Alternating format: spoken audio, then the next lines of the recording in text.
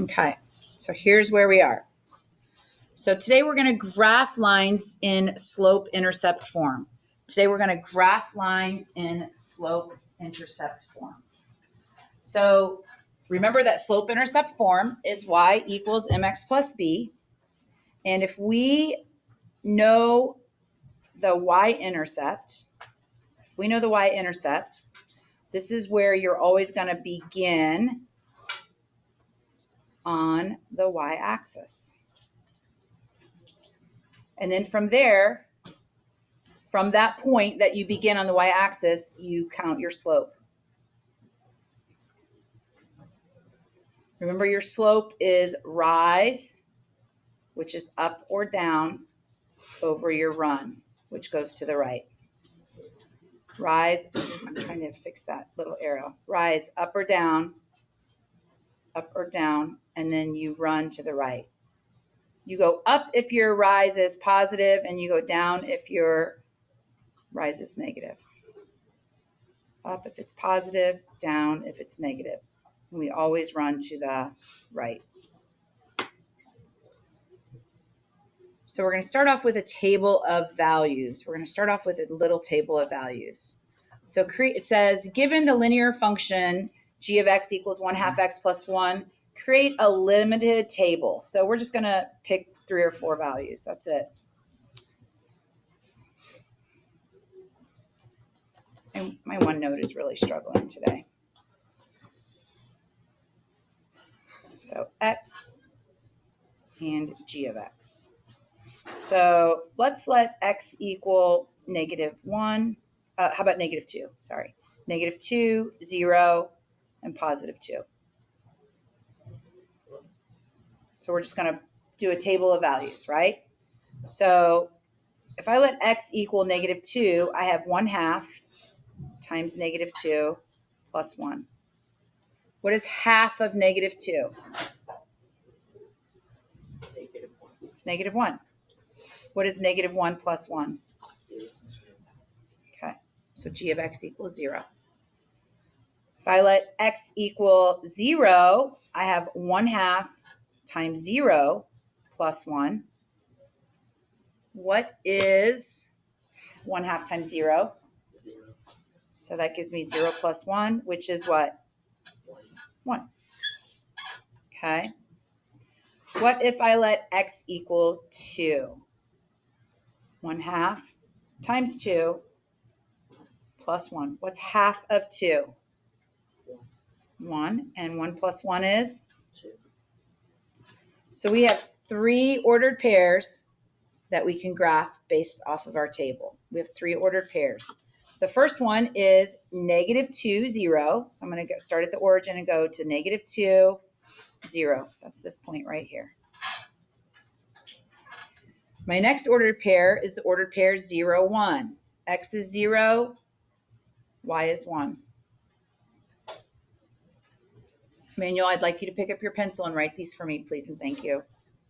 Our last ordered pair is the ordered pair 2, 2. This is a linear function, so I want to connect my points.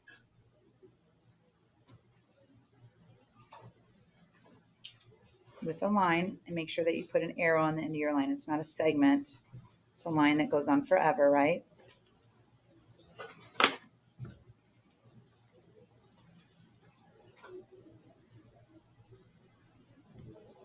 So illustrate the slope of the function graphically. What does that mean?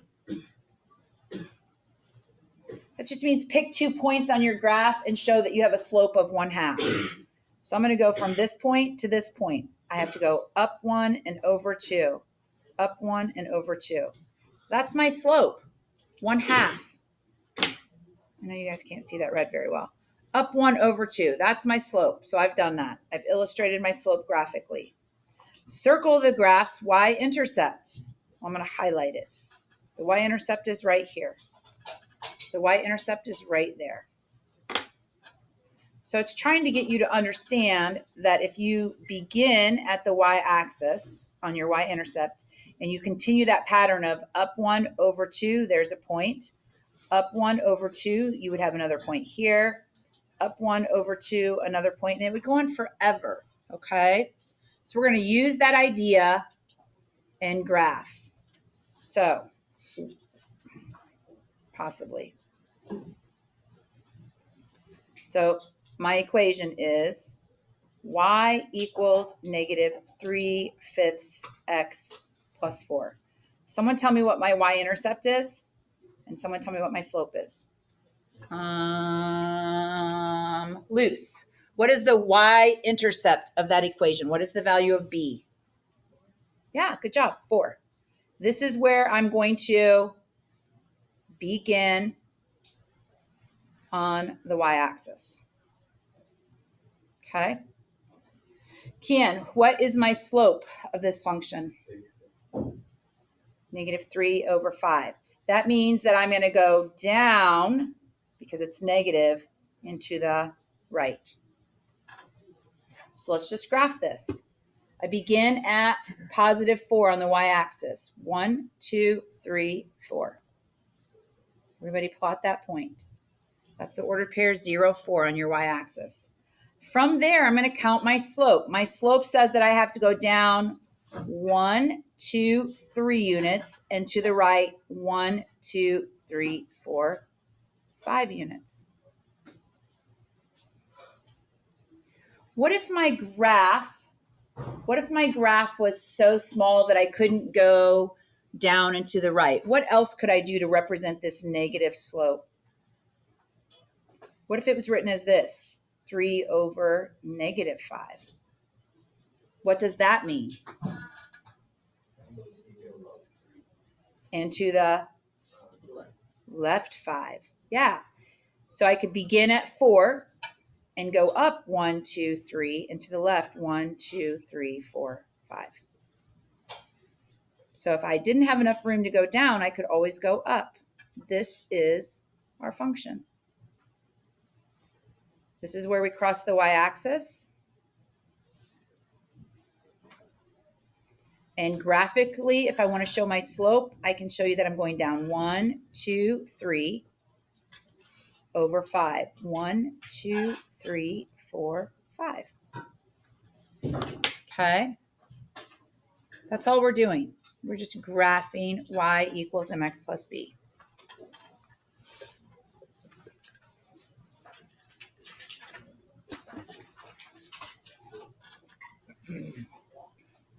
Let's go to the next one. Okay, there are 4 lines graphed on this set of axes, 1, 2, 3, and 4. We have to write the number of the line based on the equation. So we're going to have to do some comparing, because notice there are no numbers on our x or y axes. So let's first of all look at the lines with positive slopes. What 2 lines have positive slopes? What 2 numbered lines? 1, 3. Yeah, 1 and 2 have positive slope. 1 and 2 have positive slope. This is line 1, positive slope. Line 2, positive slope. Which one has a higher or a larger y-intercept? 1. So let's look at an equation that has positive slope and a bigger y-intercept. Braden, if you're done with your test, you should have your notes out going through this. Okay, then pick your head up and let's get it finished. So, which one of these has a positive slope and a positive slope? Of these 2, which one has a larger y-intercept? The second one, right? Y equals x plus 5. So this is equation number 1. This one has to be equation number 2. So now let's look at the 2 lines with negative slope. Lines 3 and 4. 3 and 4. Of those 2 lines, lines 3 and 4, which one of those has a larger y-intercept? Line 3 or line 4? Line 3 crosses the y-axis here. Line 4 crosses the y-axis down here in the negative. So line 3 is going to have the higher, right? So line 3 and line 4. One has a positive y-intercept, one has a negative y-intercept. Do you guys see how you can use slope on your y-intercept to just pick a line, pick an equation, and match it? Okay. Sometimes linear equations are not written in a form that makes it easy to identify the slope and the y-intercept. So sometimes we have to take an equation that's not written in y equals mx plus b, and we have to solve for y. Okay. So this is already worked out for us. We're just going to justify the properties. So we started with 2y minus 6x equals 12. We are trying to solve for y. Notice the first step is to add what to both sides? Yeah, so I'm going to write it out so you can see what we did. We added 6x to both sides. And that's the what? No, a negative 6x and a positive 6x cancel out, right? Do you guys know what the property that is? It's the addition property of equality. We talked about these when we first started solving equations. Properties of equality just say that whatever you do on one side, you can do on the other. So if you add on both sides, you can add. If you subtract on both sides. So now we just simplified. We added these two together, right? So this is just a simplify.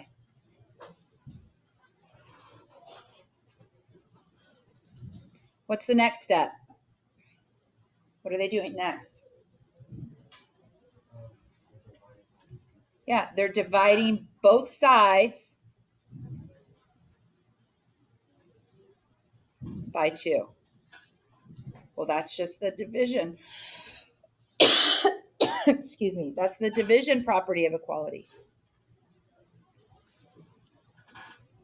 Whatever you do on one side, you do to the other. That's a property of equality. Let's see. 2y divided by 2 leaves me with a y. And then they just left this as a divide by 2. Simplify. 6 divided by 2 is 3x. 12 divided by 2 is 6. So this is your final equation. So that's what it looks like to solve for y. You don't ever have to justify your steps for me. Just that's what happens, right? So what is the slope in this equation? And what is the y-intercept? Carter, what is the slope? 3. Yeah, your slope is 3. What is your y-intercept? Gerardo, sorry. What's your y-intercept? Your b value. 6.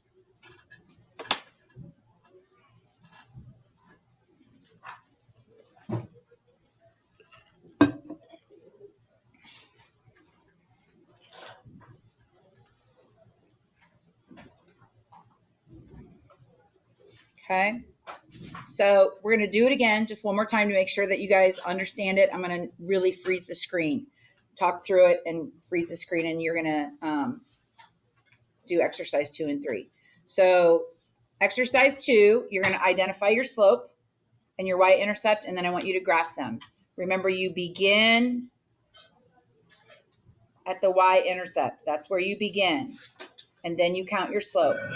Okay? And then you're just identifying 2 points that cross through your line and verifying that you have the right slope. We're not going to do that. I don't need you to do that part. But I want all of you guys to graph that. So I'm going to freeze your screen. Look at your equation. Y equals 3/2 x minus 3. Tell me what your y-intercept is. Tell me what your slope is. Maybe use arrows to remember if that moves you up or down. Up or down. Tell me where I begin. Plot that point, and then count your slope. I always count my slope as many times as my graph grid will allow me, like to kind of count it to run off the graph. So begin, count your slope.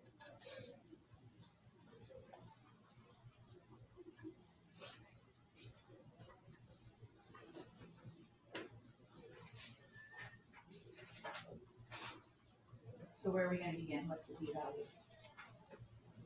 In the form y equals mx plus b. What's the y-intercept?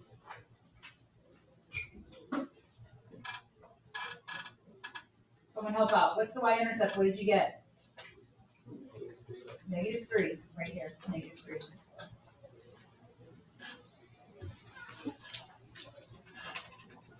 What's your slope? 3/2. Where do you begin on the graph? Begin at -3 on your y-axis. 1, 2, 3, 5 points. From there, you count your slope. Do you go up or down? How do you know? It's positive. You're going to go up 3/2, plot a point. Do it again. Up 3/2, plot a point. Once you plot your points, what should you do? Did you begin at -3? Well, begin at -3.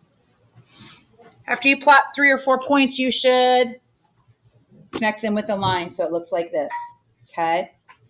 After you plot your 3 or 4 points, so I started off with my y-intercept at -3. That's where I began. Then I counted up 1, 2, 3/1, 2. Up 1, 2, 3/1, 2. Up 1, 2, 3/1, 2. Okay? That's what you're doing. Connect your points with a line. Mrs. Bischoff.